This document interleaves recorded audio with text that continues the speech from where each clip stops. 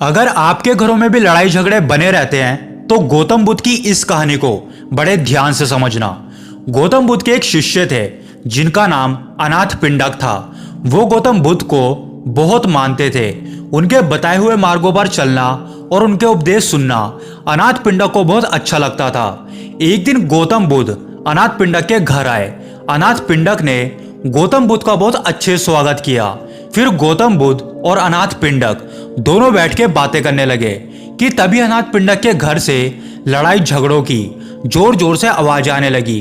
गौतम बुद्ध ने उससे पूछा कि ये कैसी आवाजें हैं। अनाथ पिंडक ने कहा कि बुद्ध, अब मैं आपको क्या बताऊं, ये मेरी बहू सुजाता की आवाज है।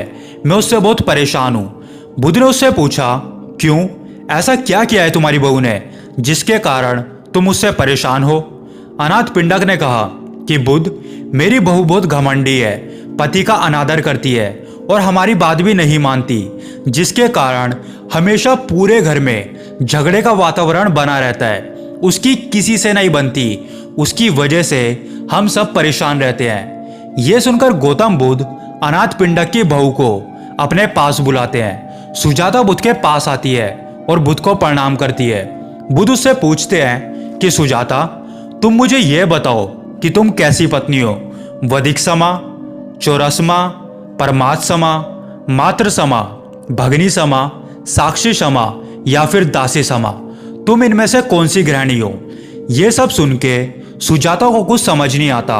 वो बुद्ध से कहती है कि तथागत, मुझे क्षमा करें, आप क्या कहना चाहते हैं, मुझे कुछ समझ नहीं आया।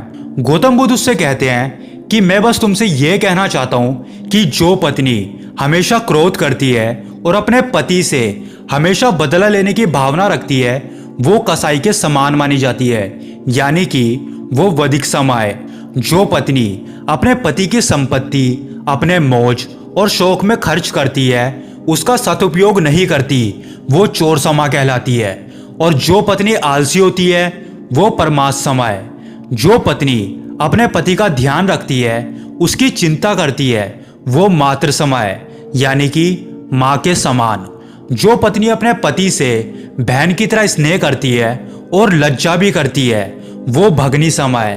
और जो पत्नी अपने पति के साथ मित्रता भाव रखती है, उसे समझती है, उसकी परवाह करती है, वो सखी समा है। और जो पत्नी हमेशा अपने पति के कष्ट सहकर उसकी आज्ञा का पालन करती है, वो दासी समा है। तो अब तुम मुझे बताओ कि तुम इनमें से कौन सी हो।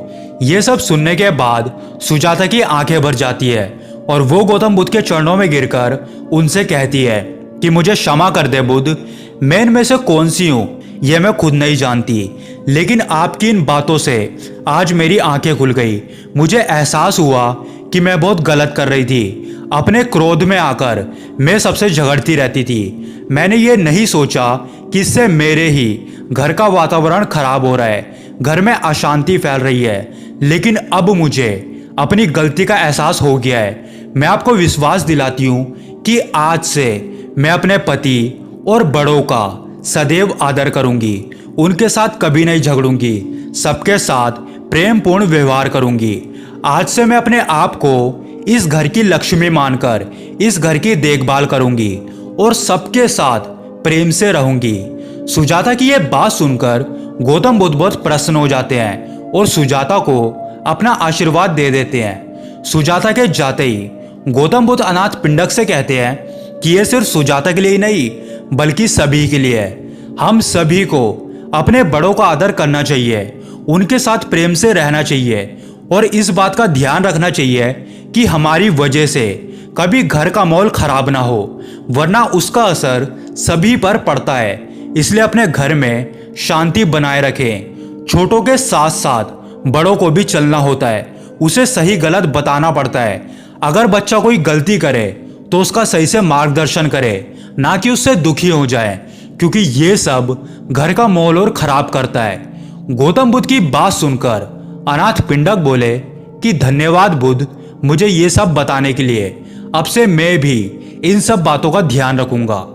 दोस्तों, इस कहानी को अगर मैं आपको सरल शब्दों में समझाऊं तो वो ये है कि सबसे पहले आपको खुद को बदलना पड़ेगा, क्योंकि जिस दिन आप अंदर से पूरी तरह से बदल गए उस दिन आपकी वजह से कभी किसी को दुख नहीं होगा और आपके घरों में हमेशा सुख शांति बनी रहेगी।